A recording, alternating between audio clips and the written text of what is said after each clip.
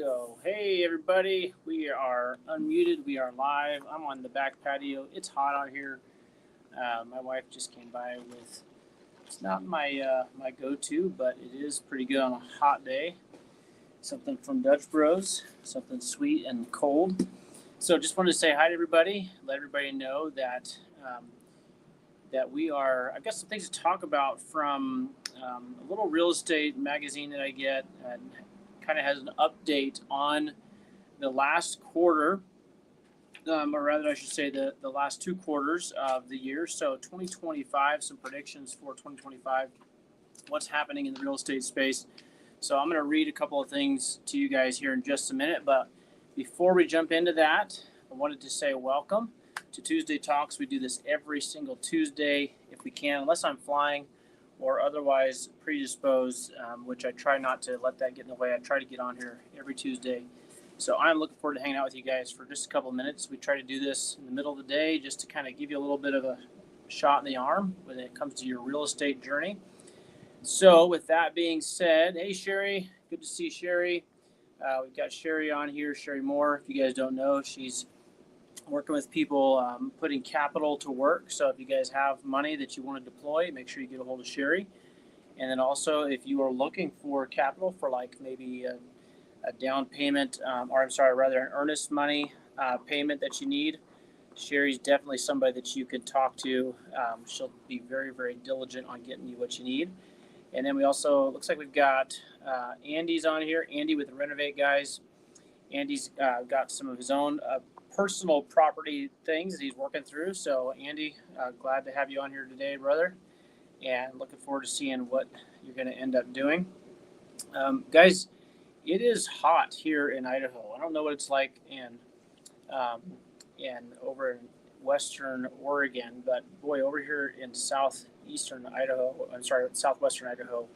Meridian, Idaho is where I'm broadcasting from today. It is hot out here today, and so we are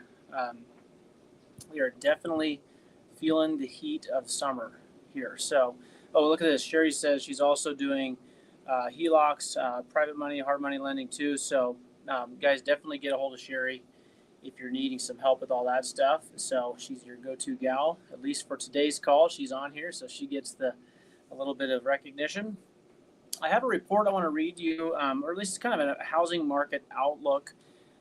Comes right here as a local publication that's put out. Of course, it's put out by kind of a high-level real estate group here in the Treasure Valley.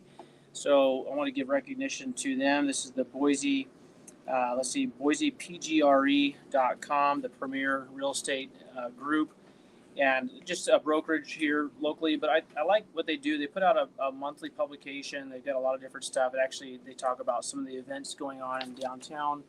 They just got different cool little things, featured listings. I thought it's kind of cool. You don't see a lot of actual print publications like this. But it's an interesting little article here that they have, and I'm going to read this to you guys. By the way, let me know in the comments, can you hear me okay? Because I'm out on the back porch. I just want to make sure the audio is good. You guys give me a microphone check. 1 2 1 2. Let me know if you can hear me on the back porch. I don't have my headphones on. Let me know if you can hear me. Give me a thumbs up. Give me a heart. Give me post something in the comments so I know that you guys can hear me all right. And then I don't want to jump into this and then midstream realize you can't hear me. Came on here one time and I was muted for like the first 5 minutes before I noticed that. Okay. Peggy says yes, but, and then I don't know what the but is. So, Peggy, you have to expound on that. By the way, what are you guys working on today? I'd love to see that in the comments because I'm going to read this in a minute. I'm going to tell you a little bit about what I'm working on and what I did yesterday. Peggy said, Peggy's on her way to work. So, Peggy, keep your hands on the wheel, 10 and 2. Keep your eyes straight ahead. Appreciate you joining us. So I'm going to read this article. If you guys are able to, then let me know what you're up to today. Let me know what you're working on. Real estate related work. What are you doing? I ask those questions for a reason because a lot of times we're in this space. We talk about real estate. We talk about doing what we're doing.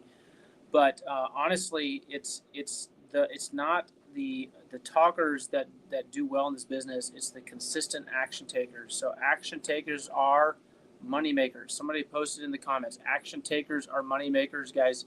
It is absolutely imperative that you actually get out there and take action. Imperfect action is better than perfect study and education. I say that. I'm going to say it again. Imperfect action is better than perfect education. You will do so much better when it comes to getting an actual thing checked off your list that you did during a work week. When it comes to real estate, successful people are action takers. So I'm looking here at the comments. Let's see. Sherry says working through some obstacles to make some funding to funding a challenging deal. Okay, cool. Maybe you could tell us a little bit about that. Obviously not the details, but why was it so challenging, Sherry? Appreciate to help someone else kind of understand a little bit about what you do. But action takers are the money makers, guys. So if you have not done anything to take action in the last little way, then you need to get back to work. You know, it's usually they say the fulfillment of your dreams or your dreams are just on the other side of the hard work or the work you're avoiding. So get out there, take the action. That's how you make the money. And if you find like I'm taking action consistently every single day and I'm still not making money, well, now we want to start looking at what is it that you're actually doing. Maybe you need to make some adjustments. But how many of you know this? It's so much easier to make adjustments to a vehicle that is moving than it is to try to turn the vehicle that's stationary and not moving. It's one thing to get behind the wheel. It's another thing to actually press on the gas and start moving, even if you don't know exactly where you're going. So action takers are money makers. And that's right. Sherry Moore says action takers are money makers. That's exactly right. Thank you, Sherry. I can't take credit for that. Of course, that's a Myron Golden special that I heard from him. But you guys, to let me know in the comments what you're up to, what you're working on, and I will go back and look at what you're saying here in a minute. But I want to read you this real quickly. The article here says, as we enter the latter half of 2025, expert forecasts offer a clear view of what buyers and sellers can expect in the U.S. housing market. Insights from Keeping Current Matters highlight key shifts driven by, listen to this, mortgage rates, inventory level, and home pricing trends. Okay, so there is definitely some hubbub about what's going on in the real estate market in America, right? I think we all kind of know that it's a different market today than it was just a couple of years ago. Definitely a different market. So what's happening is as everything was just like going up, right? And then suddenly, of course, real estate kind of took a little bit of a shift. You guys understand what I mean by that? When we saw interest rates go up, and all of a sudden the market began to kind of stabilize a little bit. People started, we talked about this the last couple of weeks, the last couple of times, people started, kind of pulling back from buying. Everyone was like, well, I'm going to wait for the rates to come down. Well, the rates haven't come down, at least not back anywhere close to where they were in like 2020, 2021, 2018, 2019. The rates were so low. And even though rates today, in some places, rates today are actually maybe comparable with where they were, like say some rates in like 2015, 2016. The problem is that pricing went through the roof during COVID. So the same rate today on, maybe you say, well, it's the same as it was in 2015 or 2014. Yeah, but the prices have gone up, and at the same time, expenses for everything's gone up. Inflation is through the roof, especially the real inflation. So having said that, buyers are a lot more apprehensive, right? So these forecasters are really getting their money's worth, and at least they're earning their paycheck in the sense that people are really paying attention right now. What's going to happen in the market? Okay, so I'm going to read on here. Article says mortgage rates are expected to decline slightly, settling, and that expectation has not happened yet, right? But they're saying here forecasters expect for mortgage rates to settle in at a mid 6% range by the end of the year. So guys, absolutely right. Sherry says rates we were seeing were historic. Now what we have is average. That's right. But the problem is we have average rates on prices that are still exponentially higher than they've ever been before. Okay, does that make sense? You guys give me a thumbs up if that makes sense. Okay, you understand that just because the rates are kind of settling back to average, the prices are not. Okay, so it's a little bit of a different scenario than it was before. Okay, so rates are expected to settle to mid 6% range by end of the year. This modest drop, driven by easing inflation and a slowing economy, may boost affordability and attract more buyers.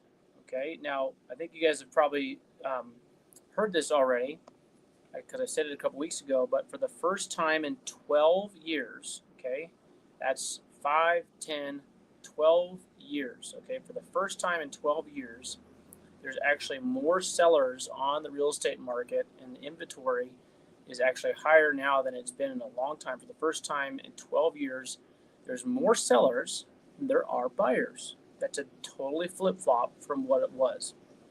You guys remember when you had a dream, you know, so a seller could have a dream about maybe selling their house.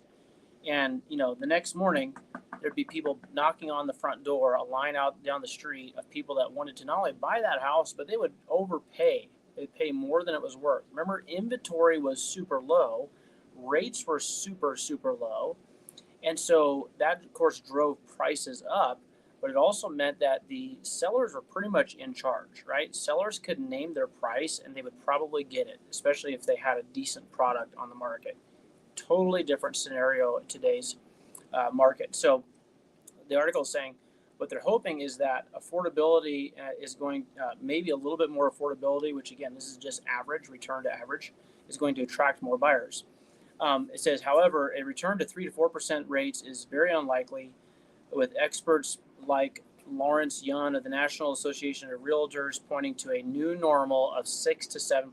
So that's going to be the new normal. Remember that phrase, the new normal, during COVID?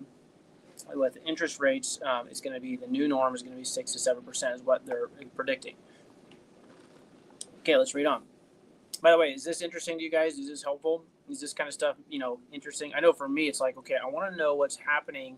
And I want to know what the experts, the big boys, right? The people that are the power players in the industry. I want to know what they're thinking because it will, to a certain degree, inform what it is that I do with my real estate business. What am I going to go after? Guys, if you're still just kind of randomly out there, just bumping from wall to wall, just bouncing around in the real estate space, just quit now and get out while you can, okay? Because you're going to end up getting in a bad way because you're going to make a bad decision, especially if you're really, really desperate for your first deal. If you're not careful, if you're not very, very intentional right now, you're going to find yourself in a bad situation. And in 2007, 2008, guys, I lived through that. I lived in it. I was actually someone who experienced getting behind on my mortgage payments. I experienced loss of income because I could not find work as a contractor. I experienced my credit and everything tanking. I experienced the pressure of going through all that stuff that happened. And I watched people that were churning and burning. People that I worked for, developers, builders. I watched them like it was like watching an old Japanese film of a Japanese in World War II, dogfight. The pilots being out there, it's like, wow, you see the one with the smoke trailing. I watched that happen in real time to multiple people in the industry. Of course, I was coming at it back then from strictly a construction guy's point of view. Didn't understand markets, didn't understand real estate, but I did understand this. I was watching people that at one point they were killing it. They had projects, they had crews, they had trucks, they had all the toys, they had all the contracts. They were a big, big deal, and then all of a sudden they were out of business. And the construction world, we felt it on the construction world because the people above us, the real estate investors, they were feeling it. And projects got canceled, banks pulled loans back. People that were invested, they had money laid on the table for land, for development. They completely went belly up. And I don't want to see that happen to any of you guys. You say, you think that's what's going to happen? I don't know. I honestly don't know. And that's why I'm trying to be very careful and pay attention to anything that I can. And I hope this is kind of helpful for you guys because I want to make sure that you guys don't get into a bad situation, okay? So the article says this. Inventory. Okay, so first of all, we've already seen the forecast is that mortgage rates are going to decline a little bit, but post it in the comments here if you heard me say from the article what the predictors, right, the expert forecasters, what are they saying they expect the interest rate to drop into and settle into which rate? Okay, I want to make sure you guys are here with me and you're paying attention. Put it in the comments if you remember. The mid to low range of, if you guys remember right, put it in the comments, 6 to 7% is what they're saying is going to be the new normal, okay? Drop it in the comments, 6 to 7%, right? All right, so you guys understand that that's what they're saying it's going to be, all right? Now, mortgage rates are going to settle around 6 to 7%. Listen to this now. Inventory is projected to continue to rise. So the experts are saying we're going to see more and more inventory come on the market. And that's going to continue, the article says, a trend that started in 2024. Say 2024, they started noticing there was more and more increase in inventory. Again, total reversal of what was happening in 2018, 2019, 2020. Everything kind of froze there for a minute at the early days of the COVID, whatever that was. Again, we can get into all the different theories. I'm sure everybody has their opinion on that. But what happened was, in fact, I remember I was doing a flip in the St. John's area, and we just finished the flip right whenever the all the mandate lockdowns went into place. And I remember, as a contractor, it was still it was considered like a necessary business or whatever they called it. I can't remember what the deal was. I think everybody's income and business was necessary. But in other words, I was able to go out and about, and I wasn't about to sit at home and watch TV and worry anyway. It's just not who I am. But I had the luxury, I guess. I had my pass to travel around freely in America. It was crazy. But I had my pass to get around, and so I did. But we had just got this property ready to go on market, and we had to list it on market in a market that just froze. Everything just completely came to a grinding halt. There was nothing on. There was so what happened was there was a whole bunch. There was everybody pulled back because it was what's happening. There was buyers that all of a sudden weren't buying, and then if you guys remember, essential workers. Thank you, Sherry. That's what it was. Yeah. Essential workers. I mean, is there any? Don't get me started. That stuff was crazy. I'm happy to report, and I don't say this. I was one of those people that just did not. I just tried to ignore it. I tried to live my life. That was hard to ignore, but I did my best to just ignore it. Lived life. I do remember coming over to Idaho during that first year, 2020, and I was like, hey, it feels like we're back in America, But in any case, we had this property come on market and everything kind of froze. And then, boy, it just came back there was this huge demand, right? Because all of a sudden people realized hey, if I'm going to have to live and work at home and be locked into home, I want to be in a home that I want. So all of a sudden there was this buying frenzy, and houses that were on the market all got snatched up really quickly. The rates were still down in the 2 to 3% range. It was crazy. It was like a feeding frenzy. We are not in that place today, okay? Rates are high, prices are high, the economy is stagnant. Now, who knows what might be found in the big, beautiful bill. By the way, you guys let me know in the comments if you'd be interested in seeing how I am reacting to the big, beautiful bill, okay? So this big, beautiful bill passed. All the stuff about national debt, adding to it, I get it. I'm not a big fan of that at all. But how many of you, raise your hand if you'd be interested in seeing how I implemented the use of the big, beautiful bill, and I used ChatGPT to actually inform what I could do with it. Anybody interested in seeing that? I could show you guys this if you're interested. I can't do it today, but what I might do is I might go in next week and actually do a live on Tuesday Talks where I show you how I actually implemented the big, beautiful bill, the verbiage that's in there. Use ChatGPT to run through the entire thing. Would that be cool? Okay, Tess says yes. Yeah. It was, honestly, guys, I'm not super AI, but dude, it was crazy to watch how, because I do use ChatGPT for a lot of stuff in my business. So it's pretty informed about my business. So being able to use that and then have ChatGPT read through the bill with some very specific prompts It was pretty cool. So I'll show you guys that. If you guys are interested, you have to let me know in the comments. I see a couple of people that are interested. But the point is, you guys need to be specific. You need to be very purpose oriented. You need to be very intentional about what you're investing in right now, because it's not a great market. So, okay, inventory is projected to rise, continue the trend beginning in 2024. Homes here, listen to this article. Okay, right here, I'm reading it. Homes are staying on the market longer, and more rate locked sellers are returning. So we're seeing people that are locked into their interest rate, and they're going, you know what, we actually need to get this thing on market. Mike Simonson of Altos Research anticipates a 15%, get this is huge, 15% increase in inventory by the end of the year.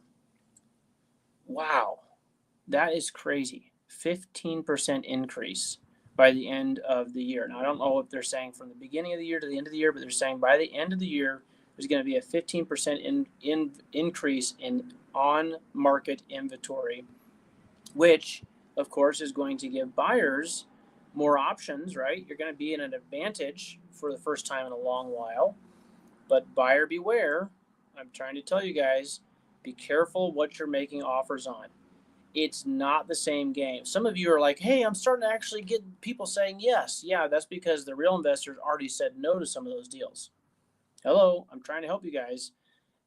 You're not becoming a better investor just because people are suddenly saying yes to your offers. It might be that your offers are too high. You might be making offers on something with numbers that worked in 2021, 2023, but those numbers need to be much lower than they were back then. Okay. All right. Now here's another interesting aspect. Despite the increase in supply, home prices are expected to continue to rise. That's very interesting, although more gradually than during the pandemic. So remember, I told you prices went up. It's not going to be quite the same, but they're saying they still expect the national median home price is forecasted to grow about 2.6% in 2025 as demand continues to outpace supply. Okay, now it seems like it's two contrary statements, right? But it's really not. Just because there's going to be increase in inventory does not mean that there is nationally speaking, there is more supply than there is demand. It just means that in certain markets, we're seeing for the first time, there's actually more sellers on market, more properties on market than there are buyers. That's a different thing, but nationally, it's still kind of more demand than there is supply.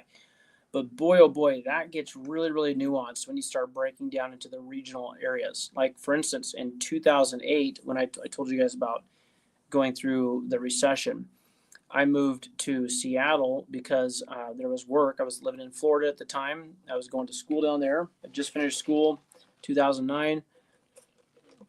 I went over to Seattle because a buddy of mine, his dad was buying up bank-owned lots. By that time, the banks were already repossessing properties, right? So there were builders that had, they had been killing it, right? And then all of a sudden they were getting killed. So they had to let these developed lots go back to the bank. The banks were sitting on these things going, we don't want this dirt. So they were selling at a deep discount. And these were developed lots with city water, city sewer, power, everything's ready to go.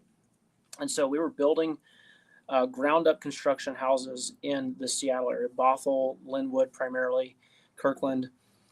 And I was surprised because coming from Florida, where as a construction guy, I couldn't buy a job. And yet in Seattle, I was kind of in high demand. Those properties that we were building, those houses, they were selling before we got the sheetrock finished. Now, what was happening? Was it a recession? Yes. Nationally speaking, was everybody hurting? Yes. In Florida, Las Vegas, Arizona, some of those markets were really hurting. But for the Seattle market, there was still high demand, primarily because you had a lot of tech in that area, right? So Microsoft was still hiring, they were booming, and they were bringing in people, and those people needed housing. And these are people that were making high income, they were high income earners, and so they wanted newer, nicer stuff. And so we were building spec homes in the area. Spec home is just a speculative sale. It wasn't a pre-sold or pre-built. The spec home houses, we were building them, and as quick as we could get them out of the ground, they were selling. Okay, and that was back in, like I said, 2009. Those things were selling for like 525, 600,000. Those same houses today are 1.1, 1.2 million. They've doubled in their value just in the last 15 years. So that is something that in certain markets you can expect the prices to be pretty stable. I don't think we're going to see a huge dip in pricing, but as an investor, you want to make sure you're not getting prices. You don't want to pick up stuff at a market value price anyway. You want to be getting stuff at a discount. Okay, let me look at the comments here. All right, so Katie said yes, interested. Tess said she's interested. I'll probably work on making that video this week. Let's see. Matthew says a plan for holding longer holding times. That's correct. Hard money can eat your profit margin very quick. In fact, hard money loans can eat your shorts if you're not careful. I've had that happen before, where I had a hard money loan on a property that took longer to sell than I thought it would. And I mean, you talk about interest only payments, huge chunks of money just getting gobbled up every single month. So a very good point, Matthew. Thank you for making that comment. Very good stuff there. Good feedback, guys. Sherry says, perhaps housing challenges could be addressed with all this inventory available by implementing shared living strategies. Yes, I do believe we're going to see some of that. I believe we're going to see some strategic and creative solutions. That's one good thing that always comes out of crisis situations. You usually have solutions that no one would have thought of or maybe even accepted before those things come out. So, Sherry, great point there. Anybody else have any comments or interesting questions surrounding this article? I thought it was interesting. Let's just look at this real quickly. Home sales, I'll wrap it up. Home sales are expected to rise modestly, with around 5.4 million homes projected to sell in America in 2025. 5.4 million, up from 4.8 million in 2024. Lower rates, lower is relative, right? Lower maybe from what it is today. Lower rates and increased inventory are spurring more activity, but affordability remains a concern with prices and rates still elevated. Okay, so guys, in summary, at least on this, I believe that it's a very, very good time to be a buyer. Okay, and I think that's going to actually increase. We're going to see more and more deals coming on the market, right, as the inventory grows and as the rates kind of stabilize. But as a buyer, again, the main thing is buyer beware, right? You need to understand this, that if you're not making smart, calculated offers, if you're not making smart, intentional moves with the real estate that you acquire right now, there's a very good chance that you could end up holding something that you didn't want to hold. We're seeing that all the time. I'm seeing it because I'm in multiple different forums and Facebook groups. I know you guys are too. But I'm seeing more and more people having to pivot to somehow or another try to do a refinance on a flip that they never planned on holding on to. But I'm seeing people, it's popping up here, there. I'm seeing it probably at least 2 a week for the last several weeks, where I'm seeing people that said, hey, I'm having to refinance this flip because it won't sell. Now, what is that? That's probably somebody that bought something in late 2024, early 2025. They're on market. They've had it on market. It's not selling. They bought thinking that it's just going to be a quick flip. It's not a quick flip. The market is different today. So be very careful about that, right? Does that make sense? You guys, give me some feedback here in the comments. Ask your questions. I want to know what you guys think about this. Drop your remarks there in the comments, because I think that this is something that is going to really end up hurting some people if they're not careful. And I'm trying to tell you guys to be careful. I'm not trying to tell you to be nervous. I'm not trying to tell you to be fearful. I'm just saying be careful. Be very calculated in what you're doing right now. Comments, questions, concerns? You guys enjoying this at all? Give me a thumbs up. Give me some love. Give me some comments. Let me know. Say, John, you're boring. I know one thing. I know that I need to work on my voice inflections. You guys have, I don't know how many of you guys are doing lives or you do this stuff. It's not fun to be on here doing this, knowing that like I don't have any feedback. I don't know what's going on. So my voice is just like, I'm sitting there listening to my voice going, I'm sick and tired of this. Like, just put some inflection in it. But if I'm not like in front of you guys, if I'm not like live on there with you, it makes it hard to do because I'm just looking at a screen of myself. Anyway, I'm just whining right now, just filling time. Matthew says, I plan my flips to be under about 50K as to what's for sale. Yes, very good point. As sellers are still unrealistic about this current market. Yes, right. So that's a very good point. So when you're making an offer, you want to plan on selling for about $50,000 when you're done, $50,000 less than what's for sale today. And I think that's what Matthew's saying. I think that's a really good point. It may not need to be 50, but the fact that he has an actual number is a really good strategy. Have something. I remember Jamil saying this back at the beginning of before 2024. He said, "You guys, they adjusted everybody in Jamil's group, Jamil Damji, Astro Flipping. They were offering 15% less than what their normal MAO was. You guys know what MAO is? Anybody know what MAO is? MAO. I know you guys know ARV. What is MAO? Anybody know? Somebody drop it in the comments. I want to see who's out there who knows what we're talking about. Matthew says, I see tons of price cuts. Everything that's selling was about 50,000, too high on average. That's right, including my sister's house that I just sold.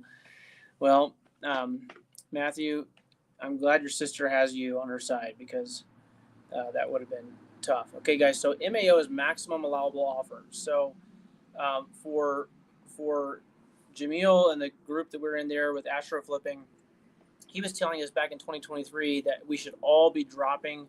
You take your ARV times your multiplier, different for every market, but let's just call it 65%. ARV after repair value times your your percentage, 65%, minus your cost of repairs, minus your acquisition fee, and that typically equates your MAO, your maximum allowable cash offer, right?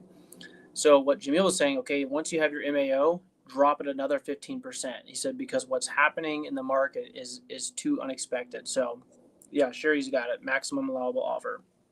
Okay. And so drop those prices. Make sure those offers are really good offers. You should be feeling a little bit bad about the offers you're making, especially if you're making cash offers using hard money. Now, if you're doing creative, you can do a little bit better because creative is creative, right? Let's see here. Tess says, do you have any tips on building specs in regards to knowing what exactly buyers are wanting? I feel confident in the call area, but yeah, maximum allowable offer. Good point, Tess. So to that point, I would say this: anytime you're building new construction, a spec home, speculative sale, the one advantage that you have is you can actually go into MLS and you can look at houses built new construction homes and or fully renovated houses, and you can look and see what it is. You can just click through the pictures, right? Because those are typically properties that were on market, so they had the photographer, they come in, that you can kind of look at the paint colors. I actually was I like to cheat a little bit, and I mean it in a good way when it comes to trends, right? So what I'll do is I'll actually go to open houses for new construction, particularly if it's like a custom home builder or a track home developer. I did this in the South Hillsborough area. You guys remember when all that was being pushed through from Cornelius Pass through TV Highway South, out there toward Farmington Road, all that big new development. I went down there and I would literally go through the houses and I'd go in the garage while the guys were painting and I took pictures of all the Sherwin-Williams paint buckets. Why did I do that? Because I want to know what the big builders that are spending literally millions and millions of dollars, they have teams of people that pick all this stuff out, right? They have designated designers, people that come through.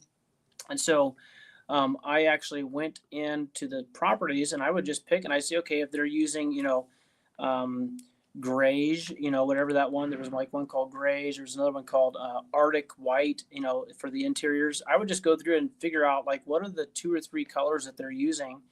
And I would use that in all of my flips, right? Why not? Because if the big trending builders are using it and that's what the colors they landed with their team, I'm going to use that same thing. I want to know that like the design is going to be kind of an open concept because that's trending. I don't want to do anything that is going to diminish my property in the sense of just be super basic, especially in today's market. You want to try to get those extra features so that it stands out. It's especially important to do that when the market's like it is. So yeah, exactly, Tess. Knowing it's going to sit longer, it's the normal. The design has to be spot on. So sit longer. It's going to take longer to build. Matthew says new high-end construction is still selling well here. To your point, in the 2009 market, that's exactly right. He's in Seattle. There's certain um, there's certain markets, and I'd say Seattle is one of them. It's kind of interesting. I don't know that Seattle really has experienced, at least not in the last couple of decades. I don't know that Seattle's experienced a real dip, like at least not a hard dip like the rest of the country has. There's certain markets that are just they seem to hold strong, and particularly with a certain type of product, right? So higher end stuff. If you're getting into like true high end, like, 10, 15, $20 million homes, that's a whole different class in and of itself. And those properties tend to sit on market for a long time, but that's part of the expectation. Those are usually very, very custom homes that are built not to sell, but built for the buyer, and then they sell later. But let's see here. Tess says, I'm going to make friends with a realtor in McCall. That's exactly right. Tess, you don't have to even do that. Do that, no problem. But I would just get out there and get online and look for open houses in the McCall area. Set your filter: open houses, new construction. And then go take a look and see what the builders are doing. Take notes, take pictures. Right? You're going to be able to. I'd much rather work off of someone else's borrowed ideas and they're leverage what they've done, especially again if they're kind of a larger, big name builder. I'd rather leverage what they're doing and just implement some of that in my product than try to go and figure it all out. Don't reinvent the wheel, right? Andy says this: I did the same thing with flips and remodels. Go to similar layout homes that are open house. Correct. Yep. You guys can be smart. It's not. Again, I say it's cheating. It's really not. These are open houses, so they're open to the public. Go in there and learn. Right. Make observations. Another thing you could do, and I would highly recommend this, again, get used to using ChatGPT for certain things. Don't use it for everything, but use it for as much as you can when it comes to, you can go into ChatGPT and say, act like an expert interior home designer or home designer in the Pacific Northwest that builds, contemporary modern or, contemporary craftsman, whatever.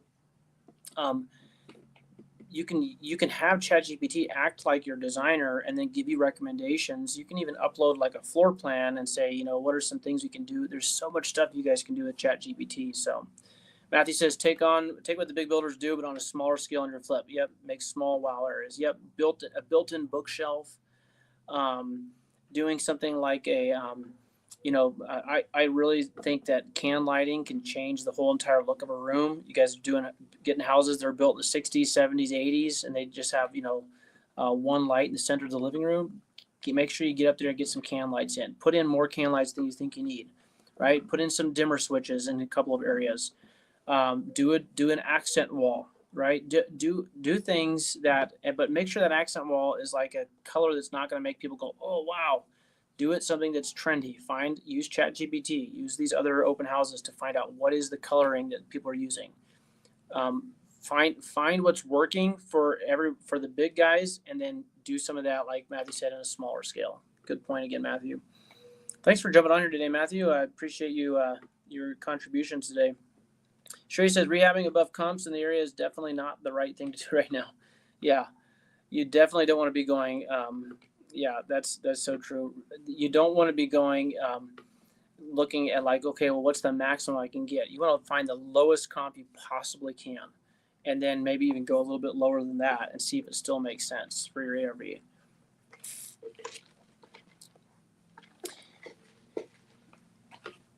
Well, guys, I've been talking just nonstop since about 4 hours ago is when I started my first call, maybe longer than that now.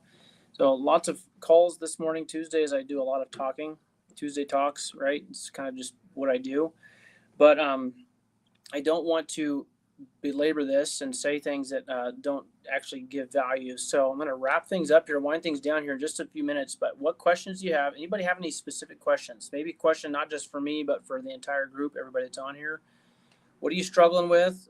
Or does anybody have a win? Anybody have a big win? Something Sherry obviously posted a while ago that she's had a big win. I'm going to see if I can find she was saying she was just dealing with kind of a challenging deal, but it looks like it's going to happen. And I asked her what it was. She said the FICO was not ideal for hard money. So obviously her hard money lender that she's kind of brokering with still requires a good credit score. But partnerships and additional funding options can make things possible. Love that. Thank you, Sherry. Appreciate that. I'm glad you got a win. Oh, Matthew, we met at Mom's house. Oh, whoa, bro. Blast from the past. St. Louis, buddy. Okay. Yeah. Well, you and I should chat sometime because I got some interesting stuff going on. That's really cool. Man, reach out to me, text me, send me a message. I got a couple things I want to run by you. Yeah, Mom's house was a bit of a disappointment. I'm not going to lie. Especially Matthew, I can't remember if you can say if you want to or not, but did you spend the money for the extra upgrade and the big thing where you're supposed to be getting in a ton of referral leads for your area? I know I did, and I didn't get one lead. Not one lead came in. So, yeah, Mom's house was a bit of a disappointment, a big disappointment, rather. I like the concept, and I have implemented that. In fact, I actually teach some of that with a little bit of my own twist to it. But definitely Mom's house as a business and what you paid money for, I was not super impressed. So, I guess you should have known better, right? There's no such thing as there's no new thing under the sun, I think is how it says in the scripture. But okay, guys, I'm going to wind it down. I've got to get over to an appointment today. I have some really, really cool stuff that I'm working on here in Idaho, and I am checking into other states to find out if it actually would work in other areas. So something that has to do with seniors, has to do with some new construction stuff, but I'm probably going to be talking a little bit more about that as I ensure that it works. Oh, yeah, Matthew says, yes, you did sign up for the big deal. It was like $25,000 or something. Yeah. Disputed the charges and got my money back. Well, I should have done that too. I was sorely disappointed at anyway, I don't want to run somebody down, but definitely not. I couldn't recommend them. Matthew, touch base with me sometime, man. I'd love to.